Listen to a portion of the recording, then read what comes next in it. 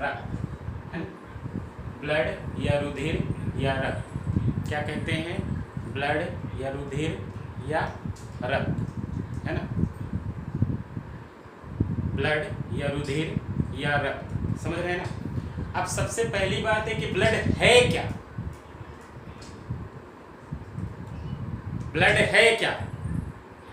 सभी लोगों को गुड मॉर्निंग, सबके नाम आ रहे हैं, मैं देख रहा हूं कमेंट्स में। और आप लोग अब डायरेक्ट टॉपिक पर आ जाइए। ब्लड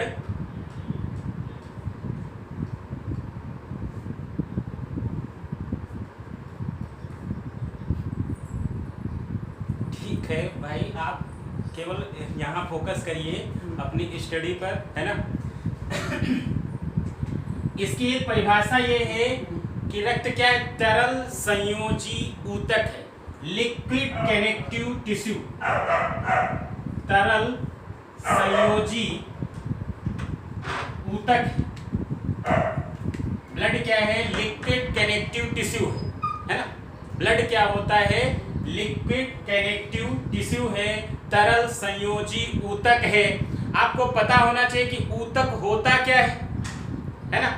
आपको ये भी पता होना चाहिए, यहां पर शब्द आया है ऊतक, मतलब टिश्यू, है ना। यहां पर शब्द क्या आया है? ऊतक, मतलब टिश्यू। तो ब्लड के लिए हम शब्द यूज कर रहे हैं ऊतक, टिश्यू। तो टिश्यू होता क्या है? आप जानते हैं कि हमारे शरीर की सबसे छोटी क्रियात्मक और संरचनात्मक इकाई, स्ट्रक्चरल एंड फंक्शनल यूनिट क्या होती है? कोशिका। हमारे शरीर की सबसे छोटी क्रियात्मक और संरचनात्मक इकाई क्या होती है? कोशिका। और ऐसी कोशिकाएं जो कार्य और संरचना की दृष्टि से समान होती हैं, मिलकर के किसका निर्माण करती हैं? ऊतक का, है ना।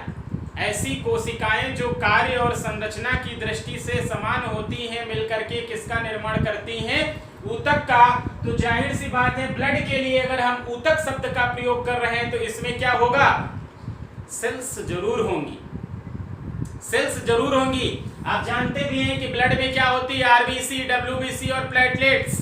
Red blood corpuscles, white blood corpuscles, है ना। Red blood corpuscles, white blood corpuscles, है ना। और क्या होती है? प्लेटलेट्स। तो समझ में आया होगा कि क्यों हम ब्लड को कह रहे हैं कि ब्लड एक तरल संयोजी ऊतक है, लिक्विड कनेक्टिव टिश्यू है। और ये भी आपको क्लियर हो गया होगा कि हमारे शरीर की सबसे छोटी क्रियात्मक और संरचनात्मक इकाई क्या होती है? कोशिका होती है ना। और कोशिका के अध्ययन को कहते क्या है? ये आप लोग कमेंट्स करके मुझे बता दीजिए। 30 सेकंड का समय दे रहे हैं। कोशिका, study of cells is called, study of cells. कोशिकाओं के अध्ययन को क्या कहते हैं? साइटोलॉजी। शिवानी, कृष्णा, इनका सबका आंसर आ गया है, साइटोलॉजी। और ऊतकों के अध्ययन को क्या कहते हैं? ऊतकों के अध्ययन को क्या कहते हैं? तुरंत 30 सेकंड का समय है, बताएं। Neha Singh Chauhan, good morning. कृष्णा का आया है हिस्टोलॉजी। हिस्टोलॉजी सही आंसर है। जिनका भी आंसर है हिस्टोलॉजी वो सही है। यानी 2 क्वेश्चन यहाँ से क्लियर हैं आपके। कोशिकाओं के अध्ययन को साइटोलॉजी और ऊतकों के अध्ययन को क्या कहते हैं? हिस्टोलॉजी कहते हैं। और कोशिकाओं के समूह को ही क्या कहते हैं? ऊतक कहते हैं। और कोशिका क्या होती है? हमारे शरीर की सबसे छोटी क्रियात्मक और संरचनात्मक इकाई होती है। और यहाँ पर ब्लड क्या है? ब्लड एक लिक्विड कनेक्टिव टिश्यू है, तरल संयोजी ऊतक है। यहाँ से आपका ये पॉइंट क्लियर हो गया होगा। जाहिर सी बात है, हम बेसिक से पढ़ा रहे हैं, चीजें सब बताएंगे, है ना। बेसिक से एक एडवांस लेवल तक आपको ब्लड के बारे में सारी चीजें बताएंगे।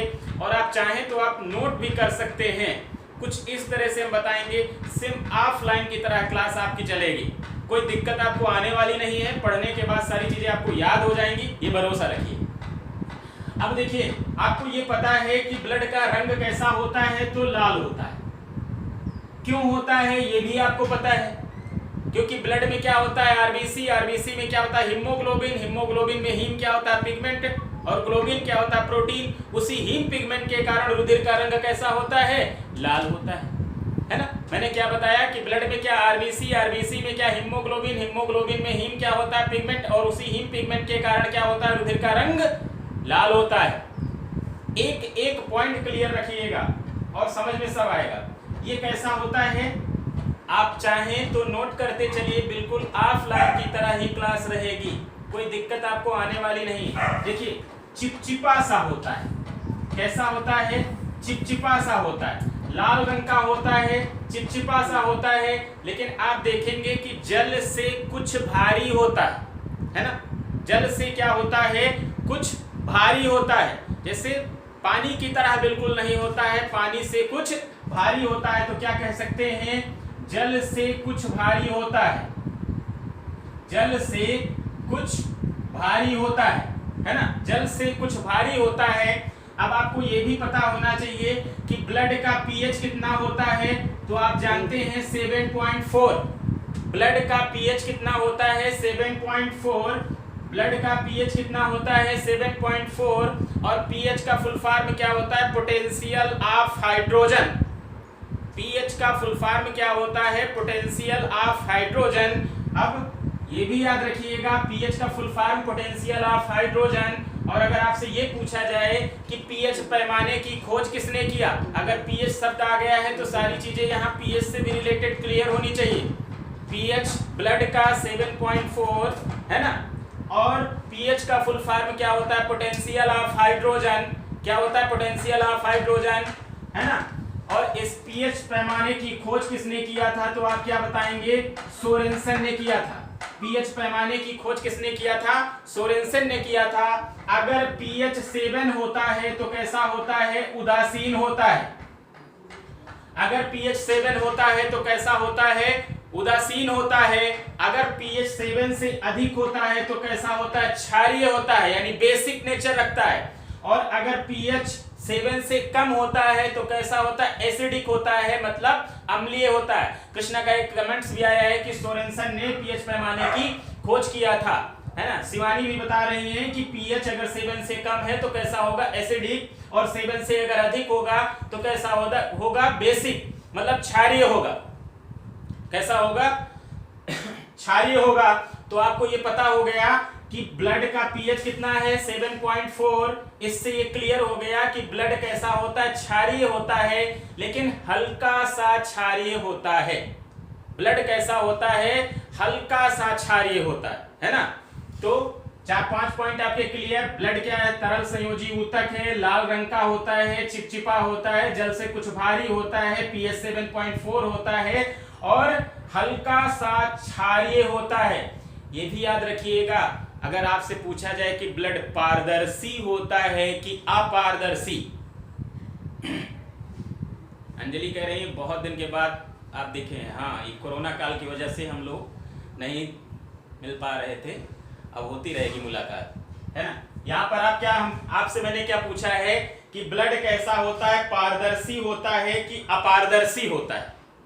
ब्लड कैसा होता है, पारदर्शी होता है कि अपारदर्शी होता है, ट्रांसपेरेंट या अनट्रांसपेरेंट।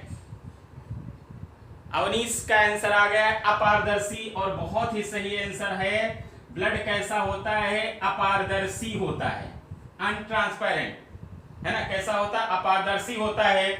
अब देखिए सारी बेसिक चीजें होती जा रही हैं, धीरे धीरे आगे हम बढ़ते चलेंगे। अब अगर आपसे पूछा जाए कि ब्लड की खोज किसने किया, ब्लड की खोज किसने किया, तो साधारण सा क्वेश्चन ये है, कार्ल लैंड स्टीनर ने। किसने किया, कार्ल लैंड स्टीनर ने, है ना। ब्लड की खोज किसने किया था, तो आप क्या बताएंगे, कार्ल लैंड स्टीनर ने किया था, है ना। कार्ल लैंड स्टीनर ने किया था। और इसको हम रफ कर देंगे, आप नोट करना चाहें तो साथ में कॉपी और पेन लेकर के बैठे, नोट करते चलिए, स्पीड भी सही है, आप नोट कर सकते हैं, है ना।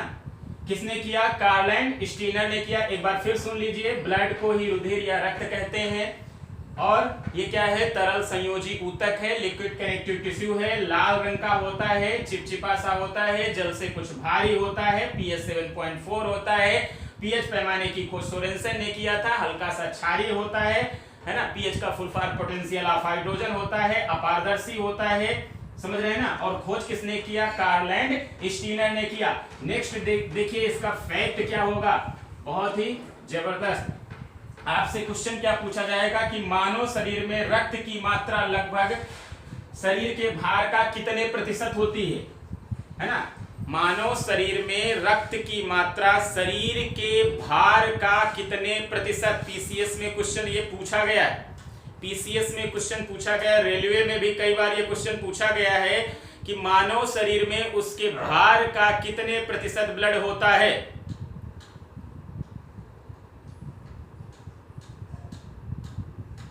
देखिए यहां पर जो आंसर आ रहे हैं वो सही भी है, लेकिन याद रखिएगा 7 से 8% होता है। कितना होता है? 7 से 8% होता है। ब्लड होता कितना है? 7 से 8% होता है। लेकिन अगर आपसे पूछा जाए कि लीटर में कितना होता है, लीटर में कितना होता है, तो याद रखिएगा 5 से 6 लीटर।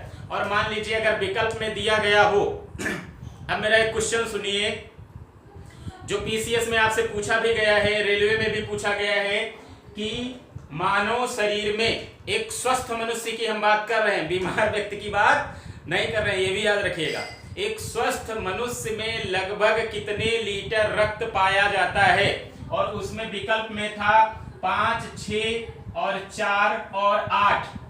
ए विकल्प में 5, बी में 6, सी में 4 और डी में 8। तो आंसर आप क्या लगाएंगे? 1 लगाना है आपको।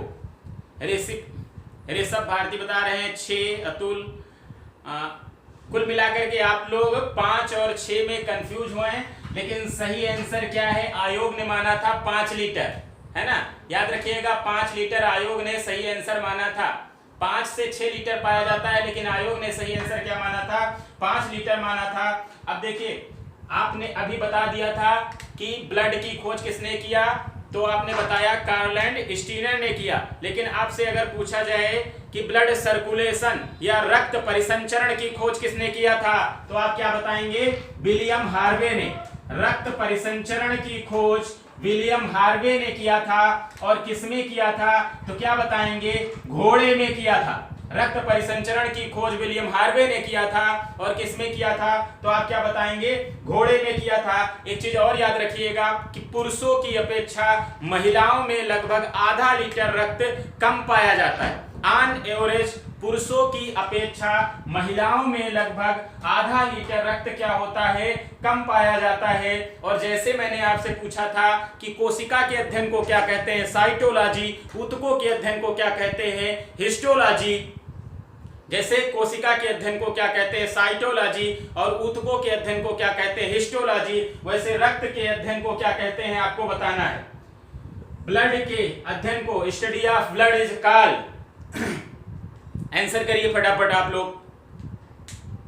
कुछ आपसे मैं पूछता भी रहूंगा, श्योर रहिए।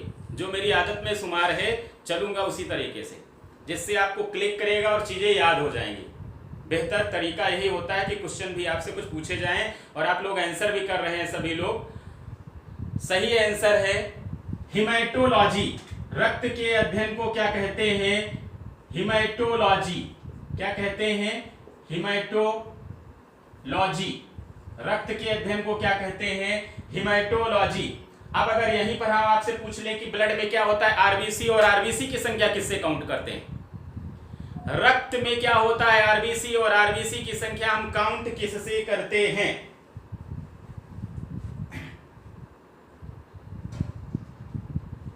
रक्त में क्या होता है? आरबीसी, और आरबीसी की संख्या हम किससे काउंट करते हैं? ये भी 30 सेकंड का समय हम आपको दे रहे हैं, आपको बताना है। कुछ लोग बता रहे हैं स्फेग्नोमैनोमीटर, वो गलत है। स्फेग्नोमैनोमीटर वो जो होता है ब्लड प्रेशर के लिए होता है। आरबीसी की संख्या जो होती है हीमोसाइटोमीटर से काउंट करते हैं। आरबीसी की संख्या हीमोसाइटोमीटर से काउंट करते हैं। हीमोसाइटोमीटर से काउंट करते हैं किसकी संख्या? आरबीसी की संख्या हीमोसाइटोमीटर से। और रक्त के अध्ययन को क्या कहते हैं? हिमेटोलॉजी। और रक्त परिसंचरण की खोज किसने किया? विलियम हार्वे ने। पुरुषों की अपेक्षा महिलाओं में 1.5 लीटर लगभग आधा लीटर लगभग रक्त क्या होता है? कम होता है। एक स्वस्थ मनुष्य में शरीर के भार का 7 से 8% पाया जाता है, और लीटर में 5 से 6 लीटर पाया जाता है। अगर मान लीजिए किसी व्यक्ति को आप ब्लड डोनेट करना चाह रहे हैं, किसी व्यक्ति को आप ब्लड डोनेट करना चाह रहे हैं, तो ये आपको बताना है कि कितना ब्लड आप डोनेट कर सकते हैं। अगर आप किसी को ब्लड डोनेट करना चाह रहे हैं, आप स्वस्थ हैं, देने के लायक हैं, आपका ब्लड ग्रुप मैच कर रहा है, तो आप कितना ब्लड डोनेट कर सकते हैं, आपको आंसर करना है। पूछा भी गया है, ध्यान रखिएगा। एक यूनिट सही है, लेकिन एक यूनिट का मतलब कितना? 450 ग्राम होता है, याद रखिएगा। एक यूनिट जो है हम डोनेट कर सकते हैं, लेकिन एक यूनिट का मतलब क्या होता है? 450 ग्राम होता है। एक एक पॉइंट आपको क्लियर हो जाएगा, भरोसा रखिए, है ना। गलत तो करेंगे ही नहीं आप, गलत आप नहीं करेंगे। तो कितना डोनेट कर सकते हैं? एक यूनिट, और एक यूनिट का मतलब कितना होता है? 450 ग्राम होता है। एक यूनिट का मतलब कितना होता है? 450 ग्राम होता है। आपको अगला एक और क्वेश्चन बताना है कि रुधिर को कितने डिग्री सेंटीग्रेड पर रखा जाता है। मान लीजिए ऐसा रुधिर है जो प्रिजर्व करके रखना है, तो कितने डिग्री सेंटीग्रेड पर? याद रखिएगा 4 डिग्री सेंटीग्रेड पर ही हम रुधिर को रखते हैं, है ना। कितने रखते हैं? 4 डिग्री सेंटीग्रेड पर रखते हैं। फिर अगला क्वेश्चन ये है कि रक्तदाब का नियंत्रण, कुछ एडवांस चीजें आपको मिल रही हैं जो फैक्ट मैं छोड़ना नहीं चाह रहा हूं। बाकी एक थ्योरी बता करके चीजें बहुत जल्द निपटाई जा सकती हैं, लेकिन कुछ महत्वपूर्ण फैक्ट्स हैं जो इसके इंट्रोडक्शन में ही हम क्लियर करा देंगे। जैसे आपसे क्वेश्चन पूछा गया है कि रक्तदाब को, ब्लड प्रेशर को हमारी कौन सी ग्लैंड्स नियंत्रित करती है ना। जब अंतःस्रावी तंत्र पढ़ाएंगे तो उसमें बताएंगे भी ग्लैंड्स के बारे में, लेकिन अभी फिलहाल आपको यह बताना है कि कौन सी ऐसी ग्रंथि है जो रक्तदाब को नियंत्रित करती है। रक्तदाब को नियंत्रित करती कौन सी ऐसी ग्रंथि है? याद रखिएगा, एड्रिनल ग्लैंड्स। रक्तदाब को कौन सी ग्लैंड्स नियंत्रित करती है? तो आप क्या बताएंगे? एड्रिनल ग्रंथि, है ना। कौन सी ग्रंथि है? एड्रिनल ग्रंथि रक्तदाब को नियंत्रित करती है। रक्तदाब को कौन सी ग्रंथि नियंत्रित करती है? तो आप क्या बताएंगे? एड्रिनल ग्रंथि रक्तदाब को नियंत्रित करती है। और अभी जब मैंने पूछा था कि आरबीसी की संख्या किससे काउंट की जाती है, तो 1-2 लोगों का आंसर आया था स्फेग्नोमीटर। और स्फेग्नोमेनोमीटर का कार्य क्या होता है? ब्लड प्रेशर को मापना, यानी रक्तदाब को मापने के लिए किसका प्रयोग करते हैं? स्फेग्नोमेनोमीटर का प्रयोग करते हैं। अब अगला फैक्ट जो सबसे महत्वपूर्ण है कि रक्तदाब की खोज किसने किया था। आपको बताना यह है कि रक्तदाब की खोज किसने किया था। आपको बताना यह है कि रक्तदाब की खोज किसने किया था, है ना। रक्तदाब की खोज किसने किया था? तो आप क्या बताएंगे? हेल्स ने किया था। क्लियर हो गए यहां से? मैंने अभी तक क्या बताया कि रक्त क्या होता है? एक तरल संयोजी ऊतक है, लिक्विड कनेक्टिव टिश्यू है ना। लिक्विड कनेक्टिव टिश्यू होता है, लाल रंग का होता है, चिपचिपा सा होता है, जल से कुछ भारी होता है, pH 7.4 होता है, हल्का सा क्षारीय होता है, अपारदर्शी होता है ना। 5 से 6 लीटर होता है, 7 से 8% होता है। महिलाओं में लगभग आधा लीटर रक्त कम होता है। पीएच पैमाने की खोज सोरेनसन ने किया है ना। यही तो बताया मैंने। फिर मैंने क्या बता दिया था आपको कि रक्त परिसंचरण की खोज विलियम हार्वे ने, रक्त की खोज कार्ल एंड स्टीनर ने, रक्त के अध्ययन को क्या कहते हैं? हेमाटोलॉजी, और आरबीसी की संख्या हीमोसाइटोमीटर से काउंट की जाती है। 1 यूनिट डोनेट कर सकते हैं। 1 यूनिट का मतलब 450 ग्राम होता है। एड्रिनल ग्रंथि रक्तदाब ब्लड प्रेशर को नियंत्रित करती है, और ब्लड प्रेशर को या रक्तदाब को स्फेग्नोमेनोमीटर से मापते हैं। रक्तदाब की खोज किसने किया? हेल्स ने किया। अब ब्लड का कंपोजिशन देख लीजिए। तो आपको पता होना चाहिए कि ब्लड में क्या होता है? लिविंग पार्ट भी होता है और नॉन लिविंग पार्ट भी होता है। ब्लड में क्या होता है? अच्छा ये बताएं आप लोग, चीजें आपको क्लियर हो रही हैं? बस कमेंट्स आप करते जाइए। हमने क्वेश्चन पूछ लिया आपसे कि चीजें आपको क्लियर हैं, कहीं कोई डाउट नहीं है ना, है ना। ठीक ठीक ठीक ठीक ठीक चलिए, सबका आंसर आ रहा है यस। तो इसमें क्या होता है? लिविंग पार्ट भी होता है और नॉन लिविंग पार्ट भी होता है। इसमें क्या होता है? लिविंग पार्ट भी होता है, लिविंग पार्ट और नॉन लिविंग पार्ट भी होता है। ब्लड में क्या होता है? लिविंग पार्ट भी होता है और क्या होता है? Non living part. अगर हम लिविंग पार्ट की बात करें तो इसमें लिविंग पार्ट की अगर हम बात करें तो इसमें क्या लिविंग पार्ट कितना होता है? 40 से 45% होता है। लिविंग पार्ट कितना होता है? 40 से 45%। और 40 से 45% का नाम लेते ही आपकी समझ में आ गया होगा कि हम किसकी बात कर रहे हैं। ब्लड को हमने दो भागों में डिवाइड कर दिया, एक लिविंग पार्ट और एक non living part. Living part में क्या आता है? देखिए क्वेश्चन आपसे अब घुमा करके पूछ लेते हैं कि ब्लड में लगभग लिविंग पार्ट कितने प्रतिशत पाया जाता है। अब ये आपको जानकारी होना चाहिए कि लिविंग पार्ट में वास्तव में है क्या। लिविंग पार्ट में वास्तव में है क्या? तो दिव्या बता रही प्लाज्मा नहीं। लिविंग पार्ट में क्या आता है? लिविंग पार्ट में क्या आता है? Blood cell. इसमें क्या आती हैं? Blood cell. यही तो मैं बताया करता हूं कि हमारे ब्लड में लगभग 40 से 45% कणिकाएं पाई जाती है, यानी ब्लड सेल्स पाई जाती हैं। क्या पाई जाती है? शिवानी ने बताया सेल्स।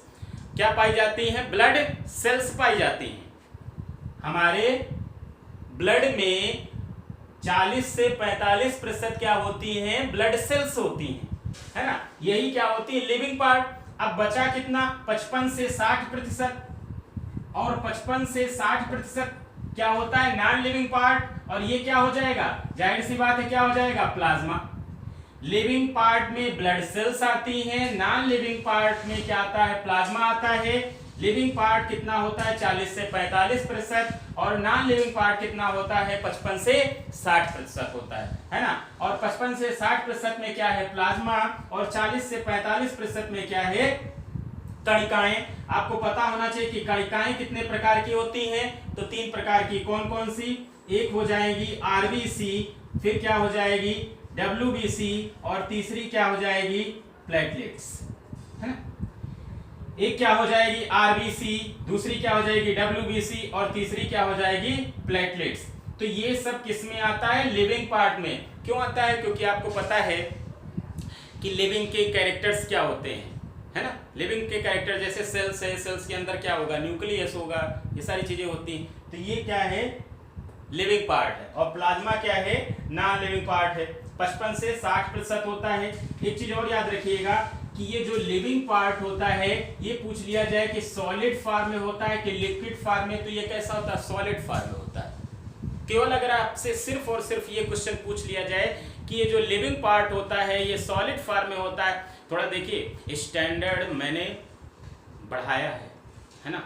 तो चीज़ें आपको बेहतर मिल रही हैं, बढ़िया से समझिए, है ना। और श्योर रहिए कि नई चीज़ें आपको मिलेंगी, है ना। क्योंकि इस कोरोना काल में हमने भी अपने आप को अपडेट किया है ना। कोई काम था नहीं तो हमने भी अपने आप को अपडेट किया है ना। तो लिविंग पार्ट कैसा होता है? सॉलिड होता है, 40 से 45% होता है। ब्लड सेल, इसमें आरबीसी, डब्ल्यूबीसी और प्लेटलेट्स। अब नॉन लिविंग पार्ट 55 से 60%, इसमें क्या है? प्लाज्मा। और ये किस फॉर्म में होता है? तो ये क्या बताएंगे? लिक्विड फॉर्म में होता है ना। नॉन लिविंग पार्ट किस फॉर्म में है? लिक्विड फॉर्म में। और लिविंग पार्ट किस फॉर्म में है? तो क्या बताएंगे? सॉलिड। किस फॉर्म में है? सॉलिड में। सॉलिड रूप में, ठोस रूप में लिविंग पार्ट, और नॉन लिविंग पार्ट किस रूप में है? लिक्विड के रूप में है। नॉन लिविंग के बारे में मैंने बता दिया, आरबीसी, डब्ल्यूबीसी और प्लेटलेट्स यानी ब्लड सेल इसमें आती हैं। अब प्लाज्मा के बारे में आप समझ लीजिएगा कि आपसे ये क्वेश्चन पूछा जाएगा कि इस प्लाज्मा में लगभग वाटर कितने प्रतिशत पाया जाता है? वाटर यानी पानी कितने प्रतिशत पाया जाता है? आंसर करिए, 30 सेकंड का समय आपके पास। प्लाज्मा में लगभग कितने प्रतिशत पानी पाया जाता है? और बहुत ही जबरदस्त आंसर आ रहा है ना। सबके नाम तो मैं नहीं पढ़ पा रहा हूं, कोई दिक्कत नहीं है, लेकिन आप सबके कमेंट्स मैंने देख लिया है। 90 से 92% पानी कितना होता है? 90 से 92%। अगर आपसे पूछ लिया जाए कि इस प्लाज्मा में ग्लूकोज कितने प्रतिशत होता है? ग्लूकोज, प्लाज्मा में ग्लूकोज कितने प्रतिशत होता है? प्लाज्मा में ग्लूकोज, तो याद रखिएगा 0.1%। ग्लूकोज कितने प्रतिशत होता है? 0.1%। और याद रखिएगा इस प्लाज्मा में मिनरल्स भी होते हैं, कुछ खनिज भी होते हैं। और खनिज कितने प्रतिशत होते हैं? तो क्या बताएंगे? 0.9%। कितने होते हैं? 0.9% क्या होता है? मिनरल्स होता है। वाटर 90 से 92%, ग्लूकोज 0.1% और मिनरल्स कितने परसेंट? 0.9%। और इसी में अगर आपसे पूछा जाए प्रोटीन कितने प्रतिशत होता है, आपने प्रोटीन पढ़ा होगा तो आपको बताया गया होगा कि ब्लड में कौन कौन सी प्रोटीन पाई जाती है, ब्लड में कौन कौन सी प्रोटीन पाई जाती है, बता सकते हैं आप लोग ब्लड में कौन कौन सी प्रोटीन पाई जाती है? प्रोटीन का परसेंटेज बताना है कि ब्लड में कितने प्रतिशत प्रोटीन होती है, ब्लड में कितने प्रतिशत प्रोटीन होती है और कौन कौन सी प्रोटीन पाई जाती है।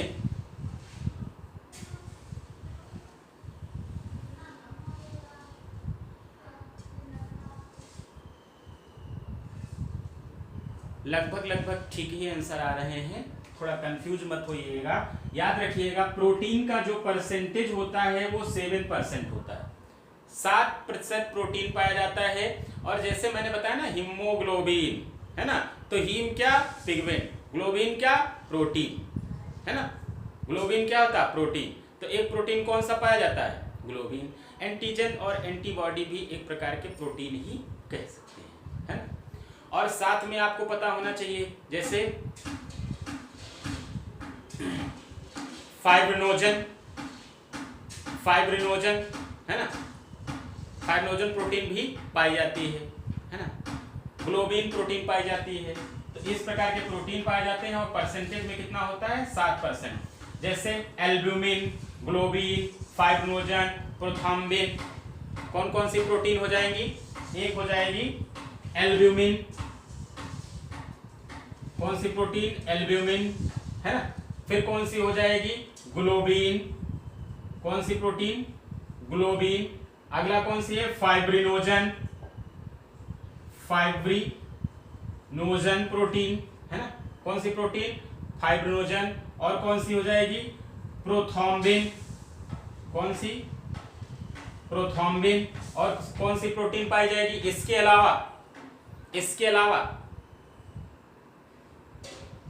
अलावा प्रोथ्रोम्बिन के अलावा एक प्रोटीन होती है जिसका नाम क्या होता है? हिपेरिन। एक प्रोटीन होती हिपेरिन जिसका कार्य क्या होता है? हमारे शरीर में रक्त का थक्का जमने से रोकना।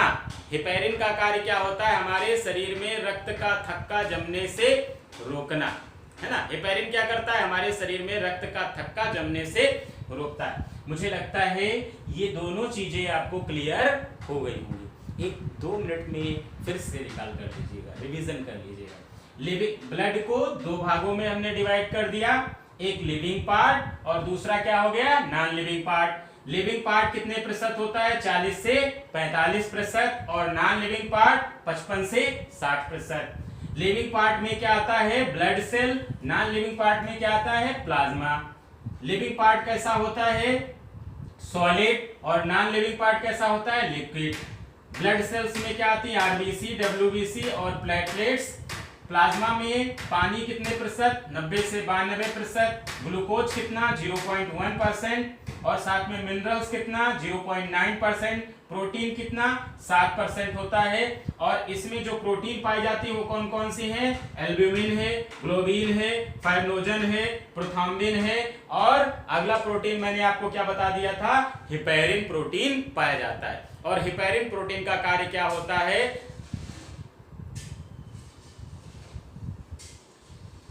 हिपेरिन प्रोटीन का कार्य क्या होता है? रक्त का थक्का जमने से रोकना। देखिए हिपेरिन अलग है, उसका कार्य क्या होता है? रक्त का थक्का जमने से रोकना। लेकिन बाकी अन्य प्रोटीन का जैसे प्रोथ्रोम्बिन का तो दिया हुआ है, फाइब्रिनोजन का दिया हुआ है, अन्य प्रोटीनों का कोई विशेष कार्य मिलता नहीं, फंक्शन मिलता नहीं, वो प्रोटीन उसमें पाए जाते हैं। तो उसमें डिफरेंस करके अलग से बताना बहुत मुश्किल है ना। फिलहाल आप ये याद रखिएगा कि हिपेरिन का कार्य क्या होता है? रक्त का थक्का जमने से रोकना होता है। और प्रोथ्रोम्बिन और फाइब्रिनोजन का कार्य क्या होता है कि ये रक्त का थक्का जमाने में सहायक होते हैं। एल्ब्यूमिन के बारे में कुछ क्लियर कहीं लिखा नहीं गया है, फिलहाल अगर देखेंगे कुछ नई चीजें मिलती हैं तो आपको बताई जाएंगी, नेक्स्ट क्लास में बता दी जाएंगी, ठीक है। अब देखिए यहाँ पर हमने बात किसकी कर ली है? लिविंग पार्ट की, तो लिविंग पार्ट में एक एक करके आरबीसी, डब्ल्यूबीसी और प्लेटलेट्स को हम लोग पढ़ते चलेंगे, है ना। लिविंग पार्ट में जैसे आरबीसी है, डब्ल्यूबीसी है और प्लेटलेट्स है, तो इनको एक एक करके पढ़ते चलेंगे, है ना। चलिए ये चीजें आप लोग नोट भी करते रहिए, कहीं ना कहीं काम आएंगे। कुछ फैक्ट भूल जाते हैं यदा कदा कभी आपको, तो वो अगर आप लिखे रहेंगे तो बार बार रिवीजन करके तैयार कर सकते हैं। पहली एक हेडिंग बना लीजिएगा आरबीसी, एक हेडिंग बना लीजिएगा आरबीसी, है ना। फुल फॉर्म तो आपको ऑलरेडी पता हुआ है कि आरबीसी का फुल फॉर्म क्या होता है, रेड ब्लड कार्पोसेल्स, यानी लाल रुधिर कणिकाएं। इनका नाम क्या है, लाल रुधिर कणिकाएं। नाम क्या है, लाल रुधिर कणिकाएं, है ना।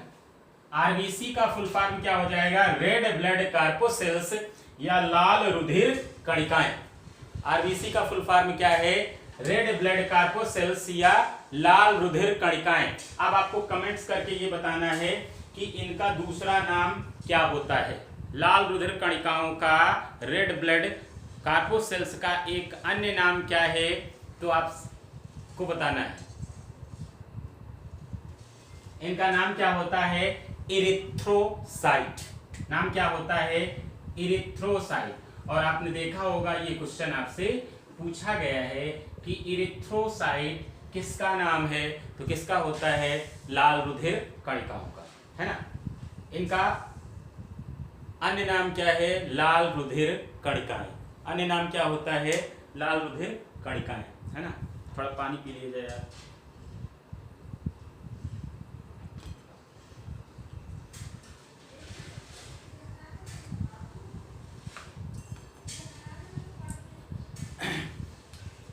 लाल रुधिर कणिकाएं और इनका अन्य नाम क्या है, इरिथ्रोसाइट। अब आपसे अगर ये क्वेश्चन पूछ लिया जाए, क्या लाल रुधिर कणिकाओं में पिगमेंट पाया जाता है कि नहीं पाया जाता है, पिगमेंट पाया जाता है कि नहीं पाया जाता, तो आप क्या बताएंगे, पिगमेंट पाया जाता है ना। लाल रंग पाया जाता है कि नहीं पाया जाता है, तो पिगमेंट क्या है, पाया जाएगा, है ना। तो इसमें क्या होता है, पिगमेंट होता है। इसमें क्या होता है, पिगमेंट पाया जाता है। और आगे मैं आपको बताऊंगा कि कौन सा पिगमेंट होता है, हीम पिगमेंट होता है। लेकिन आरबीसी, डब्ल्यूबीसी और प्लेटलेट्स पढ़ाने के पहले एक क्वेश्चन आपसे मैं पूछूंगा कि क्वेश्चन क्या है, आप चाहें तो नोट कर सकते हैं। निम्न में से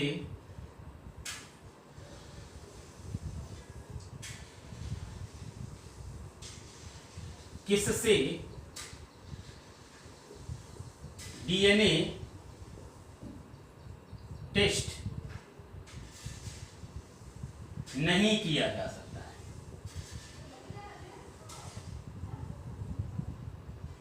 निम्न में से किससे डीएनए टेस्ट नहीं किया जा सकता है।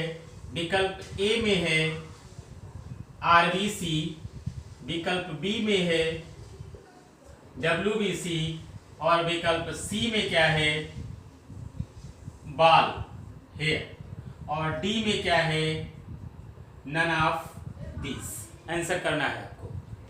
निम्न में से किससे डीएनए टेस्ट नहीं किया जा सकता है।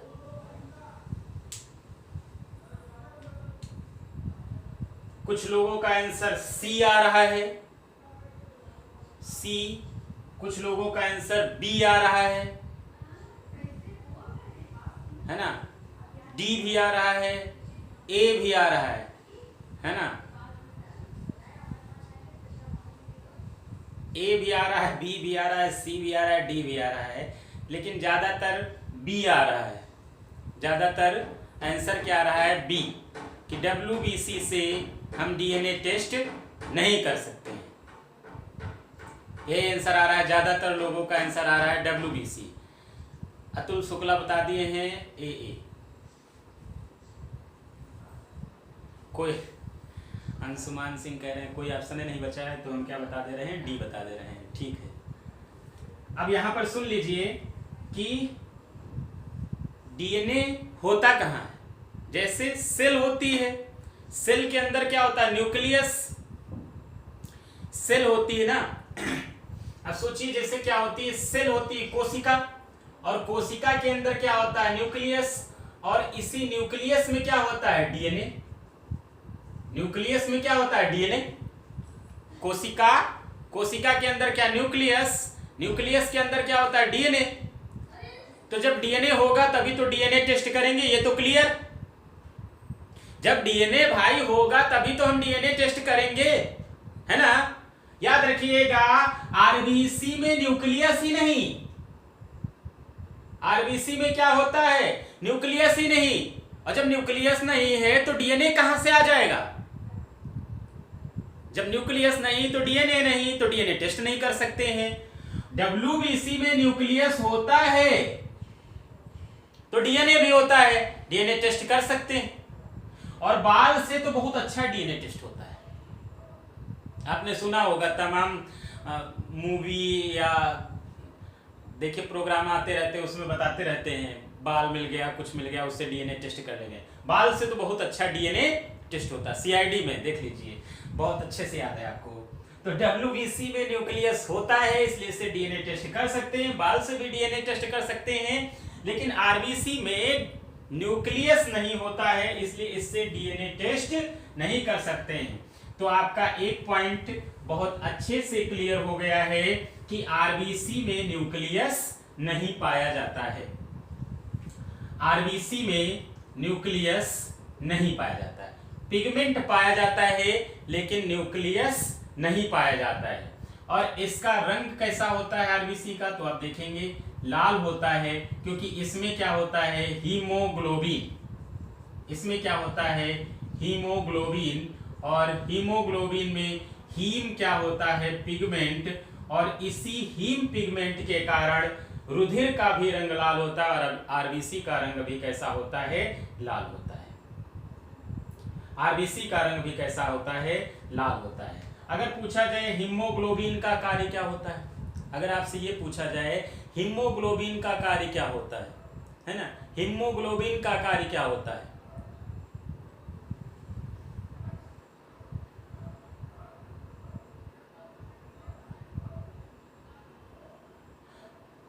बिल्कुल सही है। अंशुमान सिंह का कमेंट्स जो आया है, अंशुमान सिंह का कमेंट जो आया है वो मुझे बताना ही है ना। थोड़ा मैं हीमोग्लोबिन पे आ गया था, तो इसलिए मैंने पूछ लिया था कि हीमोग्लोबिन का कार्य क्या होता है। लेकिन याद रखिएगा कि वैसे तो आरबीसी में न्यूक्लियस नहीं पाया जाता है, लेकिन ऊंट और लामा, है ना, ऊंट और लामा के आरबीसी में न्यूक्लियस पाया जाता है, जो क्या है, एक्सेप्शन है। ऊंट और लामा के आरबीसी में न्यूक्लियस पाया जाता है, जो क्या है, अपवाद है या एक्सेप्शन। लामा क्या होता है, ये अमेरिका में ठीक ऊंट की तरह होता है, लेकिन छोटा होता है, भेड़ के साइज का होता है। ऊन के लिए या मांस के लिए इसका पालन पोषण किया जाता है ना, है ना। तो ये अमेरिका में पाया जाता है, उसी तरह का कुछ होता है। इनके आरबीसी में न्यूक्लियस पाया जाता है, जो अपवाद है। हम यहाँ पर थे कि ब्लड का रंग कैसा, लाल होता है, क्योंकि ब्लड में क्या होता है, आरबीसी, और आरबीसी में क्या होता है, हीमोग्लोबिन। हीमोग्लोबिन में हीम क्या होता है, पिगमेंट होता है, और ग्लोबिन क्या होता है, प्रोटीन होता है। ग्लोबिन क्या होता है, प्रोटीन होता है। फिर मैंने आपसे क्वेश्चन पूछ लिया था कि हीमोग्लोबिन का कार्य क्या होता है, तो आप बता भी रहे हैं, कमेंट्स भी आ रहा है। और याद भी रखिए कि हीमोग्लोबिन का कार्य होता है O2 और CO2 का परिवहन करना, transportation of O2 and CO2। Haemoglobin का कार्य क्या होता है, O2 और CO2 का परिवहन करना। हीमोग्लोबिन का कार्य क्या होता है, O2 और CO2 का परिवहन करना, याद रखेंगे। लेकिन अगर आपसे क्वेश्चन ये पूछ ले कि हीमोग्लोबिन में O2 और CO2 जो ये बांड होता है, ये किसके साथ में होता है, O2 और CO2 जो बांड होता है या जुड़ता है ना, ये किसके साथ में जुड़ता है, हीमोग्लोबिन में किसके साथ जुड़ता है। क्योंकि मैंने हीमोग्लोबिन को भी दो पार्ट में तोड़ दिया था, किसके, हीम और ग्लोबिन। हीम और ग्लोबिन दो भागों में मैंने डिवाइड कर दिया था हीमोग्लोबिन को। तो याद रखिएगा ये O2 और CO2 हमेशा जुड़ता है तो किसके साथ में? ग्लोबिन प्रोटीन के साथ में। किसके साथ में जुड़ता है? ग्लोबिन प्रोटीन के साथ में जुड़ता है। किसके साथ में जुड़ता है? प्रोटीन के साथ में जुड़ता है। तो यहां तक क्लियर हो गए? 4-5 पॉइंट ये आपके आरबीसी से। लाल रुधिर कणिकाएं नाम है, दूसरा नाम इरिथ्रोसाइट है, पिगमेंट पाया जाता है, न्यूक्लियस नहीं पाया जाता है। ऊंट और लामा के आरबीसी में न्यूक्लियस पाया जाता है। लाल रंग होता है किसके कारण? हीमोग्लोबिन के कारण। हीमोग्लोबिन का कार्य क्या होता है? O2 और CO2 का परिवहन करना, transportation of O2 and CO2। और ये O2 और CO2 किसके साथ में बांड होता है? तो ग्लोबिन प्रोटीन के साथ में। जैसे कभी मैं जब प्रोटीन पढ़ाया करता हूं तो आपसे बताता हूं कि प्रोटीन का एक कार्य क्या होता है? O2 और CO2 का परिवहन करना। प्रोटीन का एक कार्य क्या होता है? O2 और CO2 का परिवहन करना। ये मैं आपसे बताया करता हूं। अब देखिए कुछ चीजें और हैं। अगर आपसे पूछा जाए कि इनका निर्माण कहां होता है, आरबीसी का निर्माण कहां होता है, आरबीसी का फॉर्मेशन या कह दें निर्माण कहां होता है, तो आप क्या बताएंगे कि इनका निर्माण कहां होता है? बोन मैरो में। कहां होता है? बोन मैरो में। आरबीसी का निर्माण कहां होता है? बोन मैरो में। अच्छा, अस्थिमज्जा क्या है? बोन मैरो की हिंदी क्या होती है? अस्थिमज्जा। ये अस्थिमज्जा वास्तव में है क्या? बोन मैरो की हिंदी क्या है? अस्थिमज्जा। और अस्थिमज्जा क्या है?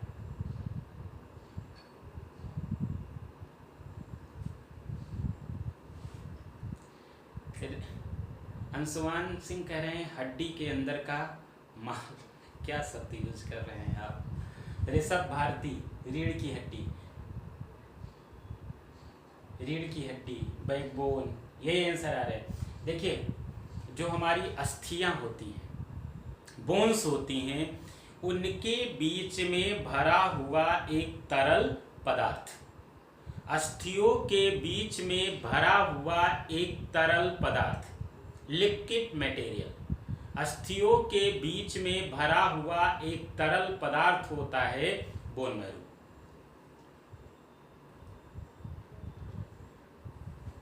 जबरदस्त कमेंट्स यूज कर रहे हैं आप लोग। क्रिस 3 में जो कार यूज कर रहे हैं। चलिए यहाँ पर ध्यान दीजिएगा कि बोन मैरो क्या है? अस्थियों के बीच में भरा हुआ एक तरल पदार्थ होता है। बोन मैरो क्या होता है? अस्थियों के बीच में भरा हुआ एक तरल पदार्थ होता है। और इस बोन मैरो का निर्माण जो हम पोषक तत्व लेते हैं जैसे प्रोटीन, विटामिन, फैट, कार्बोहाइड्रेट, ये पोषक पदार्थों से ही बोन मैरो का निर्माण होता है, अस्थिमज्जा का निर्माण होता है। और इसी बोन मैरो में किसका निर्माण होता है? आरबीसी का। लेकिन अगर आपसे पूछ लिया जाए कि एम्ब्रायो स्टेज में आरबीसी का निर्माण कहां होता है एम्ब्रायो स्टेज में आरबीसी का निर्माण कहां होता है? एम्ब्रायो स्टेज में आरबीसी का निर्माण कहां होता है? तो आप क्या बताएंगे? एम्ब्रायो स्टेज में आरबीसी का निर्माण कहां होता है? एम्ब्रायो स्टेज में आरबीसी का निर्माण कहां होता है? तो आप क्या बताएंगे? कुछ लोग बता रहे हैं स्प्लीन यानी प्लीहा, हिंदी में क्या कहते हैं? प्लीहा। और दूसरा क्या हो जाएगा? लीवर। दूसरा क्या हो जाएगा? लीवर मतलब यकृत। एम्ब्रायो स्टेज में आरबीसी का निर्माण कहां होता है? स्प्लीन और लीवर में, प्लीहा और यकृत में। कहां होता है? प्लीहा और यकृत में। चलिए क्लियर है, आंसर सही है कि स्प्लीन और लीवर में भ्रूणीय अवस्था में आरबीसी का निर्माण होता है। स्प्लीन और लीवर में एम्ब्रायो स्टेज में आरबीसी का निर्माण होता है। एक चीज और याद रखिएगा, जैसे अगर आपसे पूछा जाए कि आरबीसी का कब्रिस्तान किसे कहते हैं, आरबीसी का कब्रिस्तान किसे कहते हैं, तो आप क्या बताएंगे? प्लीहा को। इसे क्या कहते हैं? आरबीसी का कब्रिस्तान। इसे क्या कहते हैं? आरबीसी का कब्रिस्तान कहते हैं, है ना। और जब मलेरिया रोग होता है, मलेरिया रोग आप जानते हैं, मलेरिया रोग, है ना। मलेरिया रोग किससे होता है, कौन से मच्छर से होता है मलेरिया रोग?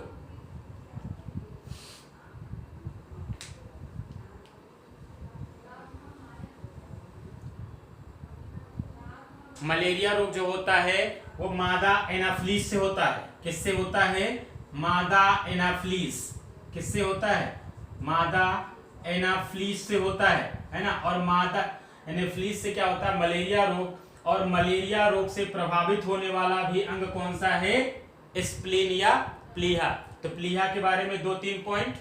जैसे अगर मान लीजिए आपसे पूछा जाए एम्ब्रायो स्टेज में आरबीसी का निर्माण प्लीहा में, एम्ब्रायो स्टेज में आरबीसी का निर्माण कहाँ होता है? प्लीहा में होता है। एम्ब्रायो स्टेज में आरबीसी का निर्माण कहाँ होता है? प्लीहा में होता है ना। और अगर आपसे ये पूछा जाए कि ये जो मलेरिया रोग से प्रभावित होने वाला अंग कौन सा है?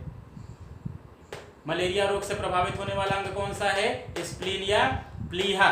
और मलेरिया रोग किस मच्छर के कारण होता है? तो मादा एनाफ्लीस के कारण होता है। और एम्ब्रायो स्टेज में बूढ़ी अवस्था में आरबीसी का निर्माण स्प्लीन या प्लीहा से। और आरबीसी का कब्रिस्तान भी किसे कहते हैं? स्प्लीन या प्लीहा को। लीवर के बारे में हम आपको बताएंगे, लेकिन आज नहीं। जब हम आपको पढ़ाएंगे डाइजेशन, तो डाइजेशन में ही हम आपको लीवर भी बताएंगे, उसमें पैंक्रियाज भी बताएंगे, उसमें सारी चीजें बता देंगे, है ना। ये चीजें हो गई ना आपकी। आप नोट करना चाहें तो नोट कर लीजिएगा। जीवन चक्र, लाइफ साइकिल, जीवन चक्र इनका कितना होता है? आरबीसी का जीवन चक्र जो होता है वो कितने दिन का होता है? 90 से 120 दिन। आरबीसी का जो जीवन काल होता है वो कितने दिन का होता है? 90 से 120 दिन होता है। अगर आपसे ये पूछा जाए कि हमारे रक्त में सबसे ज्यादा मात्रा में कौन सी कणिकाएं या कौन सी कार्पोसेल्स या सेल्स पाई जाती हैं, जैसे आरबीसी, डब्ल्यूबीसी और प्लेटलेट्स, इनमें से पूछ लिया जाए कि इन रक्त कणिकाओं में से कौन सी कणिकाओं की संख्या हमारे रक्त में सर्वाधिक होती है? सही आंसर क्या है? आरबीसी सबसे ज्यादा। ये क्या है? सबसे ज्यादा पाई जाती हैं, है ना। सबसे ज्यादा पाई जाती हैं। तो कितनी पाई जाती हैं? कितनी पाई जाती हैं? आरबीसी की संख्या लगभग कितनी होती है? 40 से 45 लाख पर मिलीमीटर क्यूब। 40 से 45 लाख मिलीमीटर, है ना, मिलीमीटर से ही क्यूब होता है। 40 से 45 लाख प्रति मिलीमीटर क्यूब, याद रखिएगा, 40 से 45 लाख मिलीमीटर क्यूब, है ना।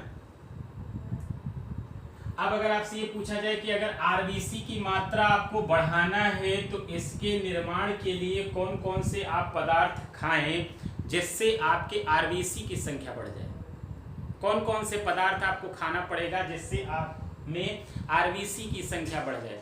तो आपको पता होना चाहिए। अब इसको इस तरह से भी क्वेश्चन पूछ सकते हैं कि आरबीसी की संख्या बढ़ाने के लिए या आरबीसी के निर्माण में कौन से पदार्थ सहायक हैं? तो आप क्या बताएंगे?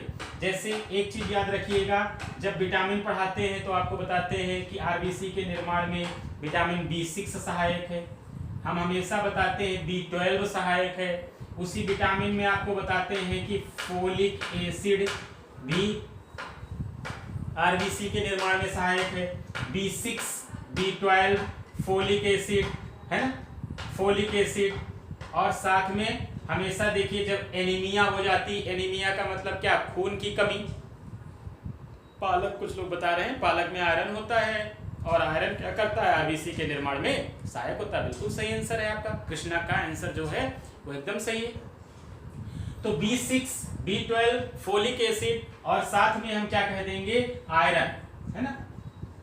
कोई प्रेग्नेंट लेडी होती है या मान लीजिए किसी को एनीमिया हो गया है तो उससे क्या सजेस्ट किया जाता है कि आप आयरन की गोलियां खाइए, क्योंकि आयरन भी क्या करता है, B9 भी होता है, B9 भी आरबीसी के निर्माण में सहायक होता है। B6, B12, folic acid, iron, B9 ये सब क्या होता है, ये सब क्या होता है, आरबीसी के निर्माण में सहायक होता है ना, आरबीसी के निर्माण में सहायक होता है। आरबीसी हमारे रक्त में सबसे ज्यादा पाई जाती हैं और साथ में इनकी संख्या कितनी होती है, 40 से 45 लाख प्रति मिलीमीटर घन या क्यूब, है ना। अब देख लीजिए एक चीज और याद रखिएगा कि अब थोड़ा पॉइंट्स है ना, जो पॉइंट्स आपको याद रखना है,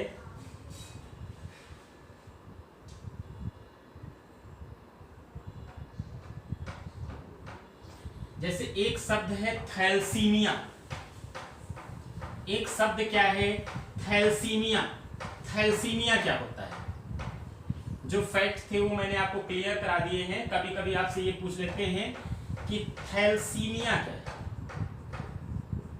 थैलेसीमिया है ना, थैलेसीमिया क्या होता है, थैलेसीमिया क्या है। लक्ष्मी सिंह गुड मॉर्निंग, अभी आई हैं क्या। थैलेसीमिया क्या है ना,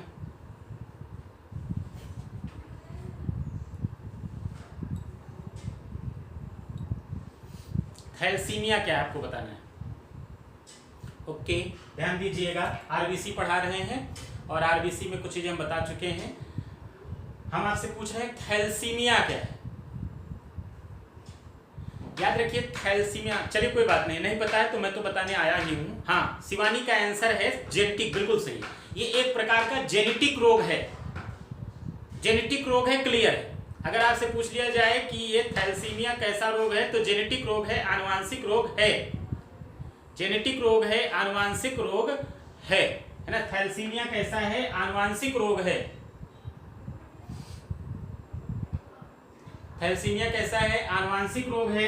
थैलेसीमिया में एक चीज और याद रखिएगा, है ना, कि जैसे मैंने अभी आपको क्या बताया है कि आरबीसी की जो एज होती है वो कितना होती है, 90 से 120 दिन। 90 से 120 दिन जीवन काल आरबीसी का होता है। मैंने आपको बताया आरबीसी का जीवन काल कितना होता है, 90 से 120 दिन। आरबीसी का जीवन काल कितना होता है, 90 से 120 दिन। लेकिन जब थैलेसीमिया रोग से कोई व्यक्ति या कोई बच्चा पीड़ित होता है, आनुवांशिक रोग है, कैसा रोग है, आनुवांशिक रोग है, तो इनकी जो एज है वो घट जाती है। 90 से 120 दिन के बजाय इनकी एज क्या होती, 20 ही दिन हो जाती। इनकी एज क्या हो जाती, 20 दिन हो जाती। आनुवांशिक रोग है और आरबीसी की आयु घट करके 20 ही दिन हो जाती है। मतलब जल्दी जल्दी आरबीसी क्या हो जाएंगी, नष्ट होने लगेंगी। जब जल्दी जल्दी आरबीसी नष्ट होने लगेंगी तो आपको एनीमिया, अन्य प्रकार के बहुत सारे रोग हो जाएंगे, खून की कमी हो रहेगी, है ना, क्या हो जाएगी, खून की कमी रह जाएगी। इसीलिए आपको पता होना चाहिए कि वर्ल्ड थैलेसीमिया डे मनाया जाता है, वर्ल्ड थैलेसीमिया डे मनाया जाता है। और ये वर्ल्ड थैलेसीमिया डे मनाया जाता है, और ये वर्ल्ड थैलेसीमिया डे कब मनाया जाता है, आपको ये आंसर करना है। वर्ल्ड थैलेसीमिया डे 8 मई को, 8 मई को क्या मनाया जाता है, वर्ल्ड थैलेसीमिया डे मनाया जाता है। क्लियर हो गया थैलेसीमिया क्या है। थैलेसीमिया में आरबीसी की आयु घट करके 20 ही दिन रह जाती है। आनुवांशिक रोग है, जब माता पिता में होता है तभी बच्चों में होता है। और वर्ल्ड थैलेसीमिया डे जो होता है वो 8 मई को मनाया जाता है। कब मनाया जाता है, 8 मई को मनाया जाता है।